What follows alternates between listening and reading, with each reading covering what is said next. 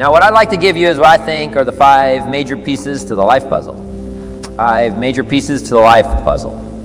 If we can study each of the pieces and then put it all together, the chances of it running well are just a lot better. Mr. Showoff gave me a simple formula when I first met him and let me give it to you. He said there's usually about a half dozen things makes 80 of the difference.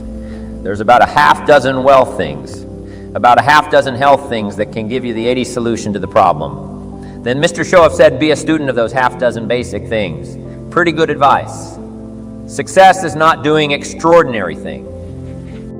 Success is doing ordinary things extraordinarily well. So if you just learn to do it well, key things well. Learn to speak well. Poor people can talk and rich people can talk. Well, it looks like rich people will talk better. Learning to speak is called survival. Learning to speak well is called success. So let me give you what I think are fundamental pieces to life, and we'll take it from there. Here's the first one, philosophy. Philosophy in very simple terms is simply what you know and what you know greatly affects how your life works out. We might also add what you don't know greatly affects how your life works out. The idea you miss could be the missing number and trying to put the numbers in the lock. So what you don't know will hurt you, to correct an old cliche. And to correct another one, ignorance is not bliss. It's important to know. It's important to get the information. Now we do something very important with what we know. We weigh it. That's another good word, we weigh. Weigh everything before you do it, before you buy it, before you try it. Make sure you weigh it, everything you get ready to do. You get to decide whether it's a major or a minor. And you don't want to give minor things major time. You don't want to give something insignificant, significant amounts of your energy. So we simply use the phrase, weigh before you pay. And sophisticated people learn to weigh everything. And what we all need is a good set of mental scales to weigh everything. What if you got information and your mental scales were often insignificant things to you were significant? Wouldn't that be a major handicap the rest of your life? When you weighed something, important things weighed unimportant. We would call that a great handicap. So it's very important to weigh everything properly. And that's the reason for sermons and songs and lyrics and lectures and seminars and conversations and professors and teachers. And it's one of the reasons why we confer. We converse with each other and we debate. And we think about and we ponder and we perceive and we weigh. And we try to find out where the values are because you don't want to proceed and give big chunks of your life to something that's insignificant. Okay. So we get information, we weigh it. Then we come to conclusions about values. Big question in forming your life, where are the values? What is important? What should weigh heavy on my mind? And I should give it significant time and significant energy and significant money, Shell said to me. Poor thinking habits keeps most people poor, not poor working habits. Most people work hard, but they don't think hard. They don't use their mind to really try to perceive where the values are so that they don't waste any time. It's easy to spend big chunks of your life on insignificant things. It's one of the major pieces of the life puzzle. What you think about knowledge, how you weigh it, the conclusions you come to, the values you've perceived thinking. If you really want to help somebody change their life, you have to start changing their mind. Change their philosophy, change how they think. Somebody said, well, just motivation. That'll do. And the answer is no, motivation won't do it. And if a guy's an idiot, then you motivate him. You got a motivated idiot, say no, that's not what it takes. Now it's very easy to make errors in judgment. Errors in judgment. I'm now the teaching people, even after they're out of school, university, college. They should read at least 1 or 2 books a week. It's easy when you get out of school, right, and get a job to just sort of let that all slide, not keep up the learning process. But if you don't keep up the learning process, a lot of values become fuzzy. If you don't keep trying to perceive what's important, what's not important, and then start spending major effort on minor things. So we have to keep learning. What if a guy spent his book money on donuts, right? We would call him greatly deprived mentally. In 10 years, the guy's bought 2 tons of donuts and only 2 books, right? Mostly with pictures, right? And why his life isn't working? Well, reason. After he got out of school, he didn't keep up the flow of ideas that can help to refine your business and help to refine your decisions and help you come to better conclusions. You've got to keep up the learning curve even if you're out of school to make sure that you're not making errors in judgment. The reason why most people wind up average at age 40 instead of rich is simply an error in judgment. about what to do with your money. What would you suggest a 15-year-old start as a plan to do with their money so that by 40 they're rich instead of average? Got to have a good plan, right? If you start making errors early with your money, those errors can make your life mediocre instead of rich. You wind up with pennies instead of fortune, and you wind up with crumbs instead of a feast, simply because early you made errors on what to do with your money. The guy says, well, it's only $10. So what does it matter what I do with it? And the answer is it. That's when it really matters, is when you don't have much. The guy says, oh, if I had a fortune, I'd really take good care of it. But I've only got a paycheck, so I don't know where it goes. We call those great errors in judgment. It's so important to make sure you've got a good plan. When the amounts are small, but it's easy to make errors. It's easy not to know. It's easy to miscalculate. And if you miscalculate some things, keep adding and adding and adding. I got a good phrase for you. Life is accumulated. Good phrase to know life is accumulated. Our errors either accumulate into what we don't get, or our wise decisions accumulate into what we do get. Now, the key is to correct the errors as early as possible. Fortunately, Mr. Shof caught me at age 25. Started asking me major questions at age 25. He said, Mr. Rohn, how long you been working? And I said, I've been working 6 years. I started working when I was 19. He said, well, 6 years. How much money have you saved and invested in the last 6 years? I said, not any. He said, who sold you on that plan? Well, 6 years isn't enough time now to check and see if you've got a good financial philosophy. And the time to catch the errors is early. So Mr. Shof started asking me those tough questions at age 25. How about your money? How about your resources? How about your investments? And you say, well, I've got plenty of time to worry about that. I'd be concerned about that later. And the answer is probably not. Now's the time to fix it. Wherever you hear the good information, that's the time to start fixing. So we're teaching kids now a good wealth philosophy starting at age 5,015. We'll make you wealthy by age 4,045 at the latest. If you're a little slow, start doing wise things with your resources. When? When would you suggest people should do wise things with their resources? Answer, as soon as they get the better information. Now, you can't do what you don't know, but the key is to keep learning, so the good ideas keep occurring to you. Now, you can do more wise things, okay? But philosophy is where it all begins. What you know now, to know wise things, you simply have to study as you're doing. Keep up the reading, keep up the conversations, keep up the listening to lectures. Keep going through the information. Keep stashing it away, taking the notes, right? There's no better way to adjust your philosophy than to have a continual flow of ideas. That's the first piece of the life puzzle.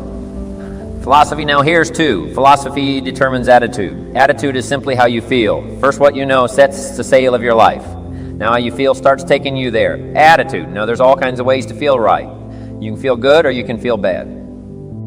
Here's one attitude. If this is all they pay, I'm not coming early and I'm not staying late on the job. That's an attitude, right? This is all they pay. I don't come early and I don't stay late. Now, do you suppose that attitude, if you carried it through the rest of your life, do you suppose that attitude would greatly affect your life as the years unfold? The answer is overwhelmingly, of course. Here's another attitude. No matter what they pay, I always come early and I always stay late to invest in my own future. Isn't that fascinating? Attitude is by choice. You can either choose to come early or you can choose to come late. You can either choose to leave early or you can choose to stay late. Attitude's a matter of choice now.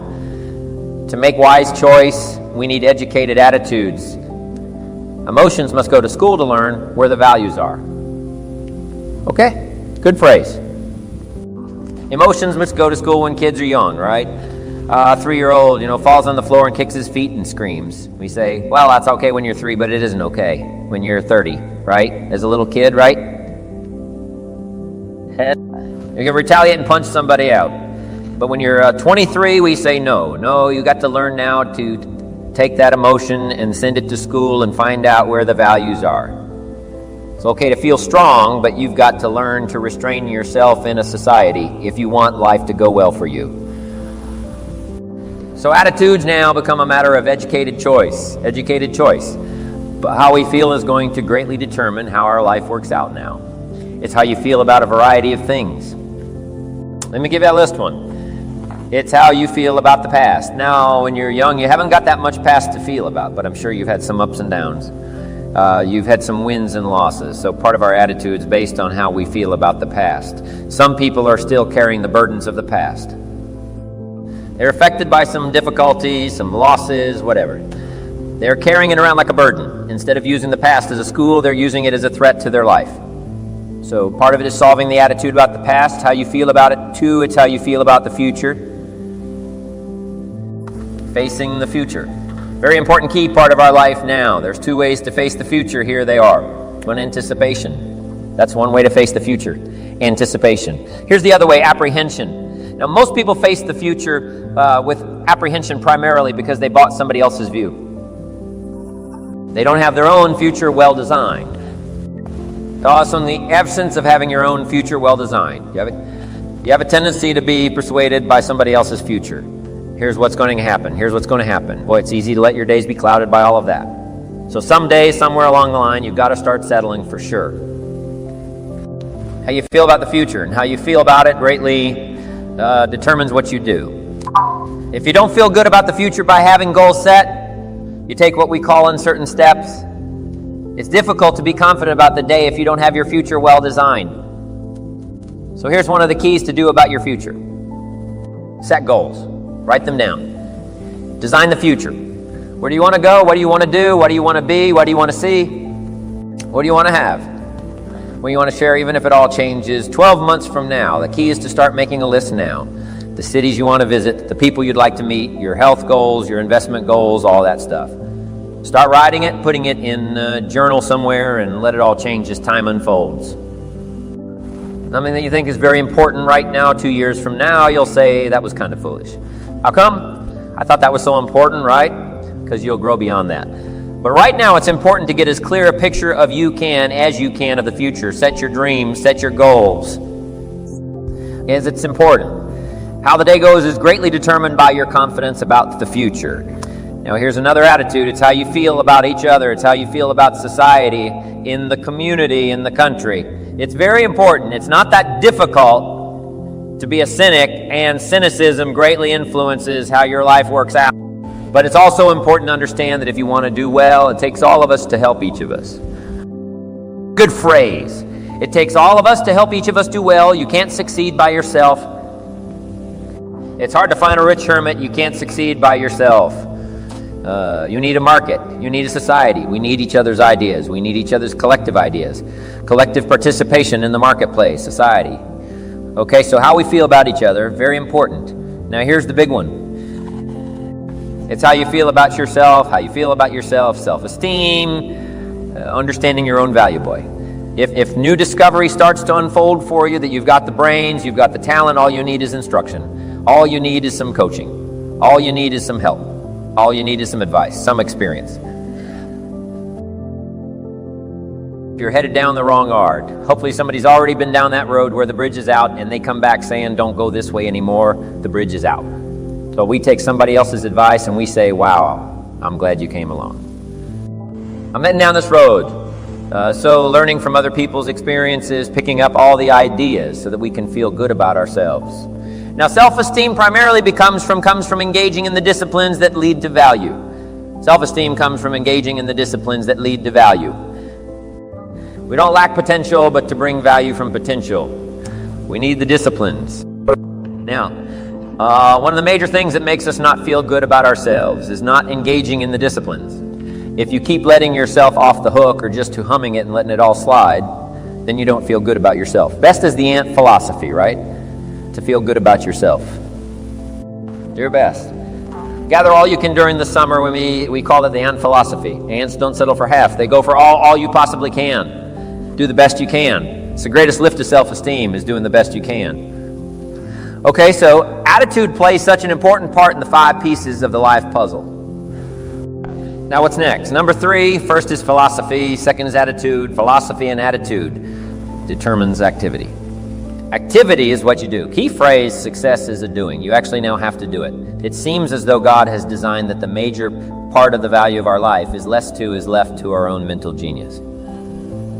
You've got to decide what you want to become. Then you simply have to go do it. engaging in the disciplines. So the activity part is so important. How hard should you work when you get ready to labor, when you get ready to try to be successful in the marketplace? How many days should you spend? How hard should you work? Well, let me give you an Old Testament phrase to consider.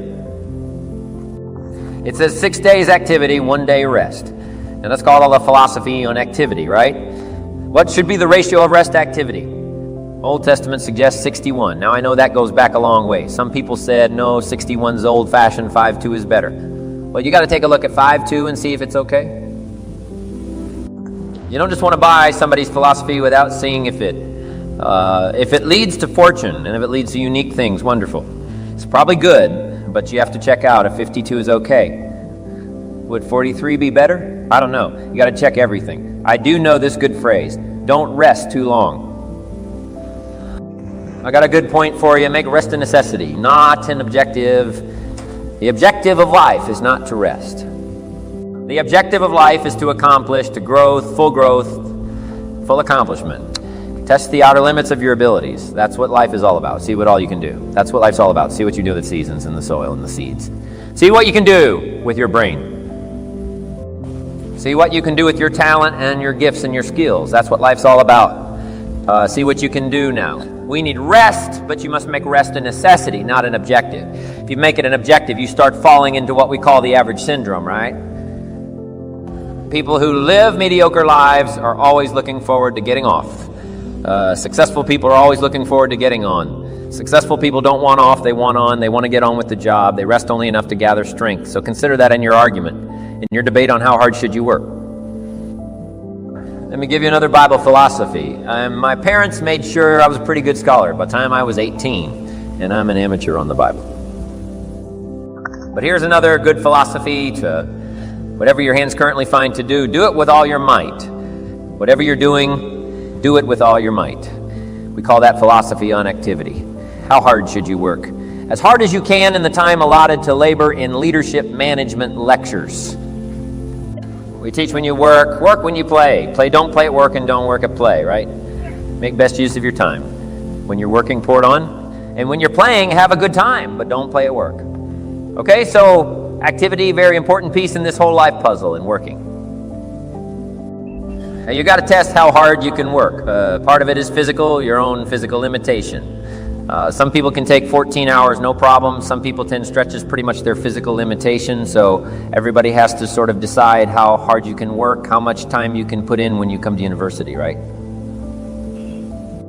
You got to sort of find out how much workload you can handle. How many classes can you go through? How much can you unravel? How many study hours do you need? How much effort have you got when you're going out of gas, right? And you need to replenish the supply. So we all have to study our own activity habits.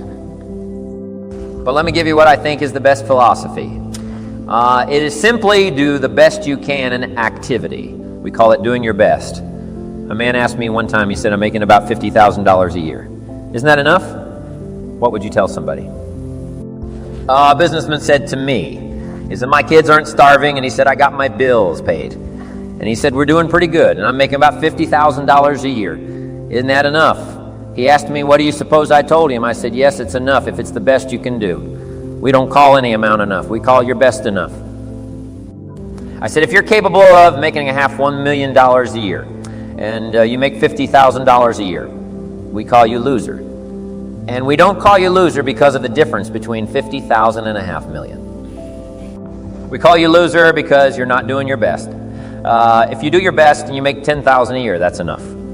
If you do your best and you make $1 million a year, that's enough. Enough is not the difference between 10,000 and a million. Enough is simply doing the best you can. So that's the key to the good life. When the day is finished, if you say, did I do my best? And if I'm not doing my best, why not? Do I got some errors in my philosophy that says, hey, half effort's okay, just slide by ho-hum it. Cross your fingers and everything will work out. Hopefully say no. I don't want to take those kind of chances. I don't want to drift. Okay, so activity, just put a big question mark on activity and say, here's a major piece of life to keep checking. Make sure I'm doing my best. That's all I require. My best. A group of psychiatrists asked me to come and lecture for them in Los Angeles one time, which I thought was interesting since I only went to 1 year of college. And then in the middle of my lecture, I had the audacity to say, ladies and gentlemen, let me tell you what I think most messes with the mind. They said, what do you think most messes with the mind? I said, I think what most messes with the mind is simply doing less than you can. It sets up all kinds of psychic problems. Doing less than you can guess when you really feel good about yourself. When you've done the best you can, you don't even have to win the full price.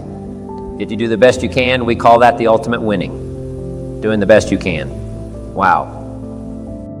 There's nothing like the soaring self-confidence that comes from putting out what we call full effort in whatever you do. It's called full effort, philosophy, activity, attitude leads to full results. And that's what life is all about. Putting the first three together, good philosophy, attitude, high activity, they get the ultimate called results.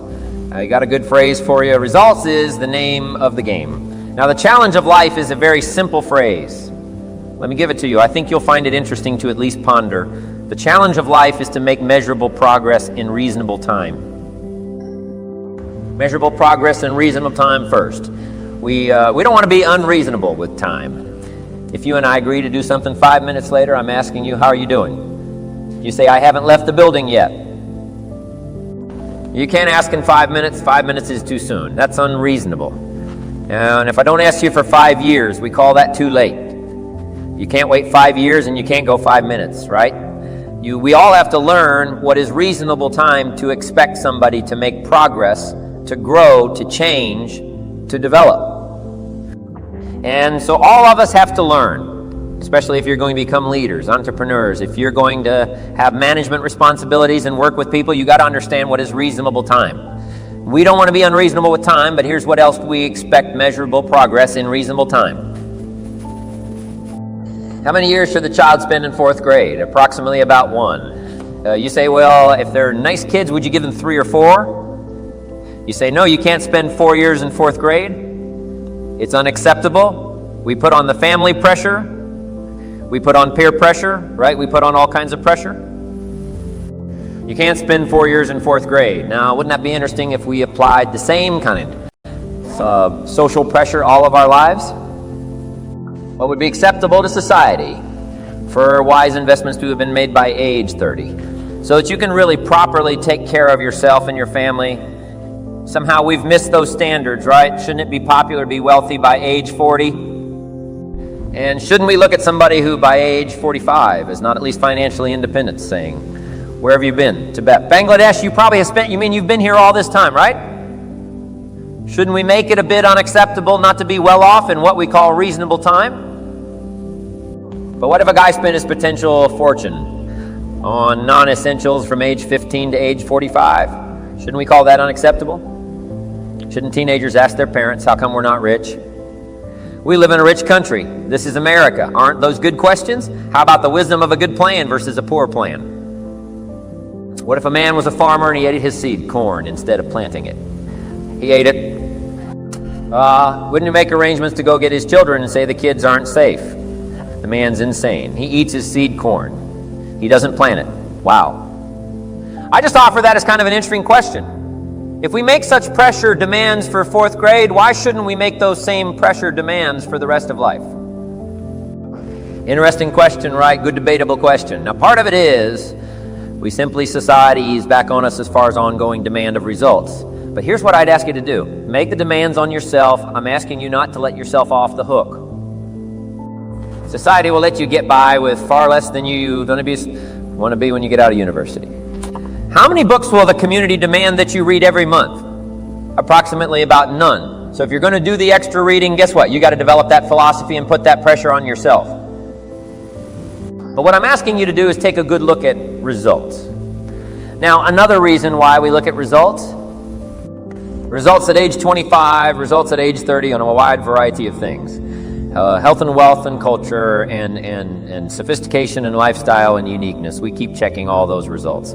Here's why. To see if there's any errors in activity. Guess how easy it is to make errors in activity? It's easy. We teach in our leadership series. Don't mistake movement for achievement. Sometimes it's easy to be faked out by being busy. Guy's busy 10 hours a day, but he's going in figure eights. The guy's not making progress. He's stalled, but he's busy, and he thinks being busy is going to do it. Say no. You got to be busy doing the right things. So maybe you need activity fix. Maybe you need attitude fix. Who knows?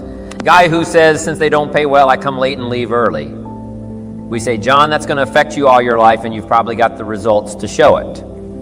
Or maybe we need a correction of philosophy. That's why we check results. Now here's the last piece in the life puzzle. It's called lifestyle. Lifestyle is simply how you choose to live. They call lifestyle the genius of living. Now here's what's exciting about lifestyle. As a subject of one of the major pieces of the life puzzle, all of us can choose. Especially in this country, all of us can choose how we wish to live. Guess what you can get from your money? Joy or animosity, however you wish to live. A father takes a $10 bill and wads it up and throws it at his son and says, if you need the darn stuff that bad, take it. We call it money without style. The father's got the money, but he doesn't have the style. He studied economics, but he didn't study happiness. So let me give you the phrase, happiness is an art, not an accident. Some people have figured out things economically, but they haven't figured out lifestyle to live well. Culture is a study. It's not an amount. Somebody says if you have an amount of money, you'll be cultured. And the answer is no. Cultured is a study. Culture is a refinement of the mind. To be cultured, you must study culture and practice culture. Money doesn't solve the culture challenge. Money doesn't solve the happiness challenge. To be happy, you got to study and practice happiness. And Mr. Shove taught me all the simple ways to get joy from substance. A sophisticated gentleman knows that a rose on time is more valuable than $1,000 gift. Too late. It's not the amount that counts. It's the genius that counts. It's the ideas that count. So here's what I'm challenging you to do. How to be happy with what you've got while you pursue what you want. And I'll give you time to make a note of that phrase because I think it's so important to wrap it up. How to be happy with what you've got while you pursue what you want. So I would challenge you in the last piece of the life puzzle. Find ways to live uniquely. Now, if you look at your life on all these 5 pieces, this is why I'm asking you to just go back through and review these notes. How am I doing on philosophy? Are there some things I don't know? Am I making some errors in judgment that's going to bring me to no good end, right? 3 years from now, 5 years from now, key phrase, 10 years from now, you will arrive. The question is where? Good question, where? And the follow-up is now's the time to fix the next 10 years. Now's the time to fix the next 10 years. And hopefully with discussion of these 5 subjects, we've given you some viewpoints, at least from my experience. And hopefully I've done a little coaching here today and you can take these subjects and debate them and talk about them and think about them and they'll help you with life in the future.